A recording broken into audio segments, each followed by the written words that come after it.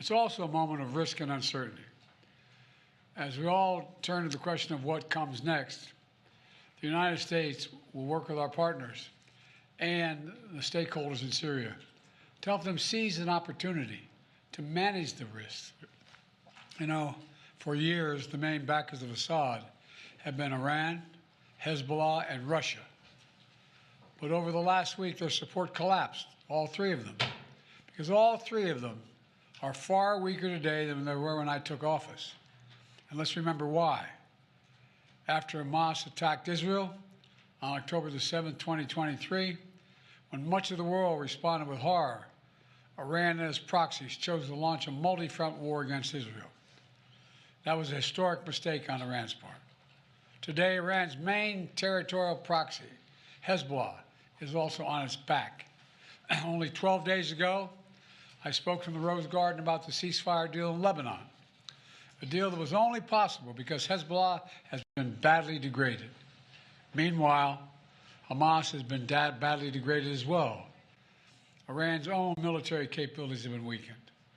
Iran tried 2 times to attack Israel in the United States and build a coalition of countries to directly defend Israel and help defeat those attacks. All this made possible for Iran and Hezbollah to continue to prop up, impossible, I should say, for them to prop up the Assad regime. Additionally, Russia's support for Assad also failed. And that's because Ukraine, backed by our American allies, has put up a wall of resistance against the invading Russian forces, inflicting massive damage on the Russian forces. And that has left Russia unable to protect its main ally in the Middle East. Excuse my cold. The upshot for all this is, for the first time ever, neither Russia nor Iran nor Hezbollah could defend this abhorrent regime in Syria.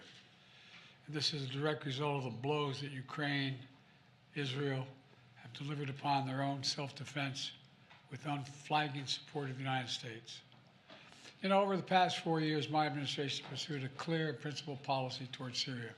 First, we made clear from the start sanctions on Assad would remain in place unless he engaged seriously in a political process to end the civil war, as outlined by the UN Security Council resolution passed in 2015. But Assad refused, so we carried out a comprehensive sanction program against him and all those responsible for atrocities against the Syrian people.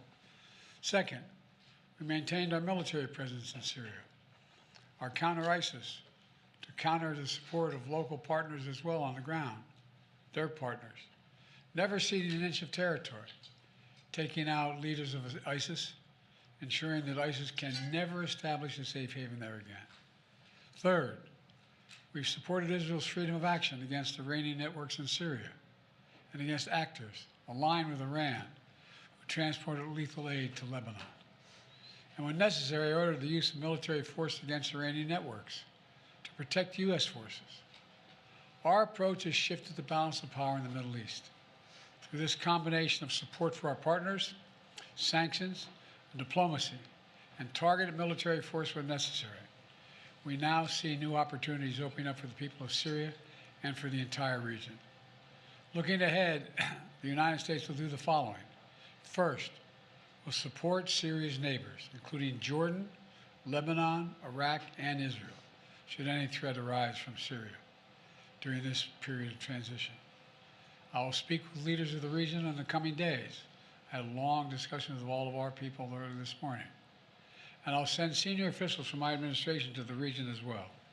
Second, we will help ensure stability in eastern Syria, protecting any personnel, our personnel, against any threats, and will remain our mission against ISIS will be maintained, including the security of detention facilities where ISIS fighters are being held as prisoners. We're clear-eyed about the fact that ISIS will try to take advantage of any vacuum to reestablish its capabilities and to create a safe haven. We will not let that happen. In fact, just today, U.S. forces conducted dozens of precision strikes, airstrikes, within Syria, targeting ISIS camps and ISIS operatives. Third, we will engage with all Syrian groups, including within the process led by the United Nations to establish a transition away from the Assad regime toward independent, sovereign, I want to say it again, sovereign Syria with a new constitution, a new government that serves all Syrians. And this process will be determined by the Syrian people themselves. And the United States will do whatever we can to support them, including through humanitarian relief to help restore Syria after more than a decade of war and generations of brutality by the Assad family. And finally, we will remain vigilant. Make no mistake, some of the rebel groups that took down Assad have their own grim record of terrorism and human rights abuses. We've taken note of statements by the leaders of these rebel groups in recent days, and they're saying the right things now.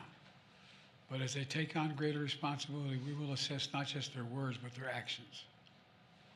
And we are mindful that there are Americans in